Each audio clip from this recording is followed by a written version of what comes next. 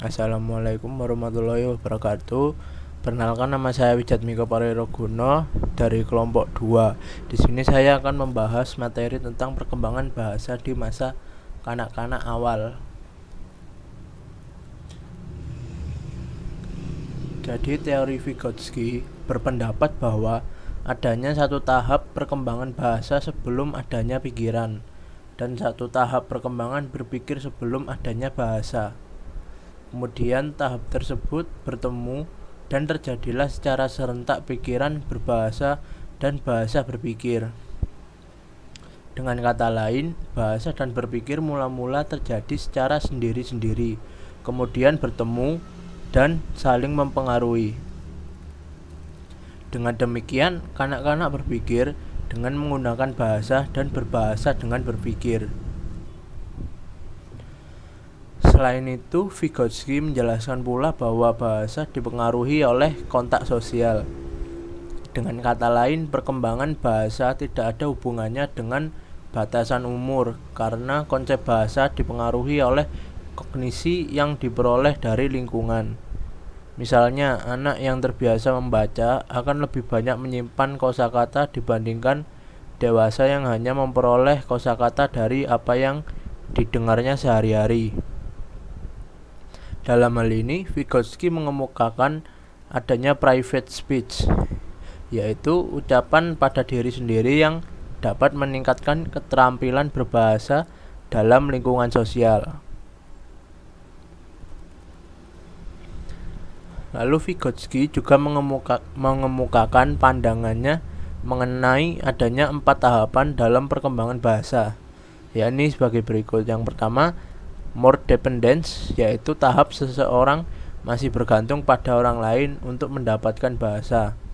Yang kedua, less dependence, yaitu tahap seseorang mencari bahasa secara mandiri dengan mulai melepaskan ketergantungan kepada orang lain. Yang ketiga, internalization, yaitu tahap di mana bahasa dapat diucapkan secara alami. Yang keempat, deautomatization, yaitu tahap di mana seseorang telah mampu memunculkan gaya bahasa dan sense of language. Berdasarkan tahapan di atas, dapat disimpulkan bahwa perkembangan bahasa dipengaruhi oleh kehidupan sosial, di mana seseorang dapat mempelajari dan mengembangkan keterampilan berbahasanya sendiri.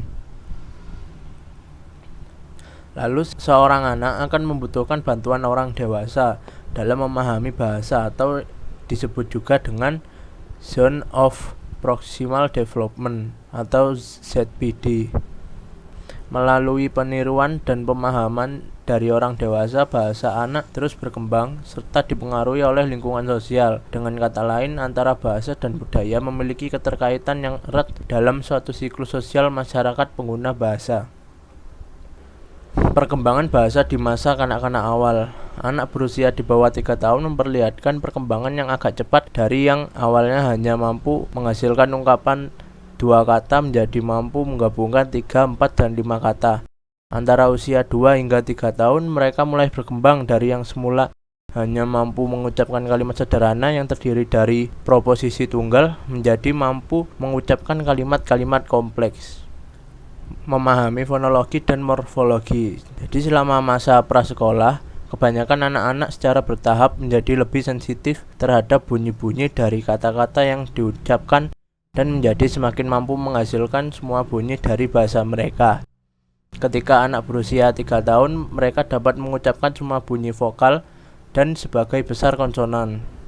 Ketika pemahaman anak-anak sudah melampaui ungkapan yang terdiri dari 2 kata, mereka mendemonstrasikan pengetahuan mengenai morfologi. Anak-anak mulai menggunakan bentuk kata plural maupun kata kepunyaan untuk benda. Perubahan dalam sintak dan semantik. Anak-anak prasekolah juga mempelajari dan menerapkan aturan-aturan sintaksis. Mereka memperlihatkan kemajuan dalam menguasai aturan-aturan kompleks yang berkaitan dengan cara mengurutkan kata-kata. Sebagai contoh, pertanyaan WH seperti where is daddy going, atau kemana ayah pergi, atau what is that boy doing, agar dapat mengajukan pertanyaan-pertanyaan ini secara cepat, seorang anak harus mengetahui dua perbedaan penting antara pertanyaan dengan menggunakan WH dan pernyataan-pernyataan yang bersifat afirmatif. Masa kanak-kanak awal juga ditandai oleh adanya pemahaman menguasai semantik. Perkembangan pembendaharaan kata terjadi secara dramatis. Beberapa ahli menyimpulkan bahwa antara usia 18 hingga 6 tahun, anak-anak kecil belajar mengenai sebuah kata baru setiap jam, kecuali ketika tidur. Ketika mereka memasuki kelas 1 sekolah dasar, diperkirakan anak-anak sudah mengenal 14.000 kata. Kemajuan dalam pragmatik. Di dalam perkembangan bahasa anak-anak kecil juga terjadi perubahan pragmatik. Dibandingkan anak usia 2 tahun, seorang anak berusia 6 tahun memiliki kemampuan bercakap-cakap yang jauh lebih baik. Anak-anak kecil mulai terlibat dalam pembicaraan yang diperluas. Sebagai contoh, mereka mulai belajar secara kultural peran tertentu suatu percakapan dan kesopanan serta menjadi sensitif terhadap kebutuhan mengadaptasi pembicaraannya dalam berbagai situasi. Keterampilan linguistik anak-anak yang semakin baik dan meningkatnya kemampuan mengambil perspektif orang lain. Lalu seiring dengan bertambahnya usia, anak-anak menjadi lebih mampu membicarakan hal-hal yang tidak terlihat di hadapannya, misalnya rumah nenek, dan yang bukan terjadi sekarang, misalnya apa yang terjadi kemarin atau apa yang akan terjadi besok.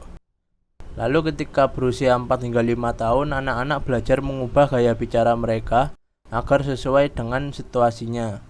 Sebagai contoh, anak usia 2 tahun bahkan berbicara dengan gaya berbeda kepada anak usia 2 tahun dibandingkan dengan teman sebayanya. Mereka akan menggunakan kalimat-kalimat yang lebih pendek. Demikian pula anak-anak itu akan menggunakan gaya yang berbeda terhadap orang dewasa, yaitu dengan kalimat yang lebih sopan dan formal. Literasi anak-anak kecil. Suatu studi terbaru mengungkapkan bahwa anak-anak yang ibunya berpendidikan lebih memiliki tingkat literasi yang tinggi daripada anak-anak yang ibunya kurang berpendidikan.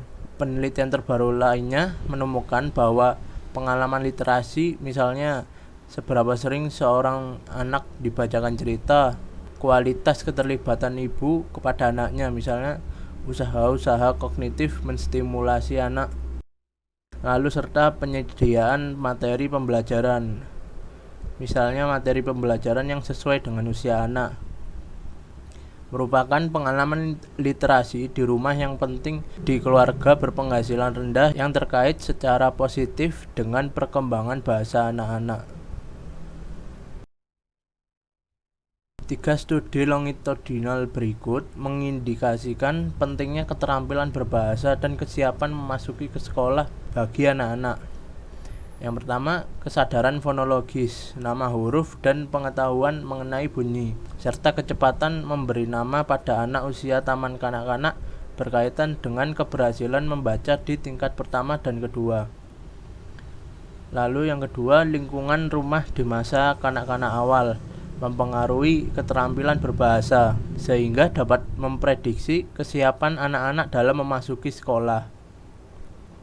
Lalu yang ketiga, jumlah huruf yang diketahui oleh anak-anak di masa taman kanak-kanak sangat berkorelasi dengan prestasi membaca di sekolah menengah atas. Sekian dari saya, terima kasih. Wassalamualaikum warahmatullahi wabarakatuh.